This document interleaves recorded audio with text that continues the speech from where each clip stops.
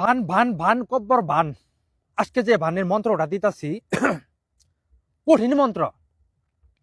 যারা শত্রু অত্যাচারে দিশাহারা হয়ে গেছেন গা, সতীনের অত্যাচার সুখে সংসার ভেঙে দিছে, ভাইয়ে ভাইয়ে দন্ত, পাড়া ফসিয়ে দন্ত, কিন্তু শত্রু অত্যাচারে আপনার বাড়ি ঘর ছাড়া হয়ে গেছেন গা, সেই শত্রুকে আপনি কিভাবে উচ্ছেদ করবেন, সেই কাজের নিয়ম কারণ গুলো আমি আপনাদেরকে বলে দিতেছি।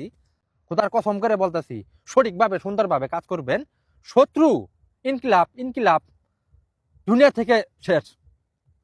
কাজটা কিভাবে করবেন?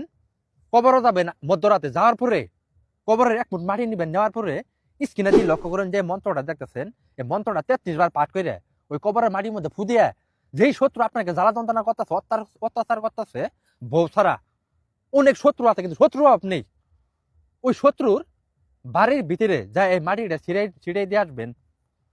ওই শত্রুর এই কবরের মাটির মধ্যে পাও পড়ার সাথে সাথে শত্রু দুনিয়া থেকে ইনকিলাব হয়ে যাবো গা।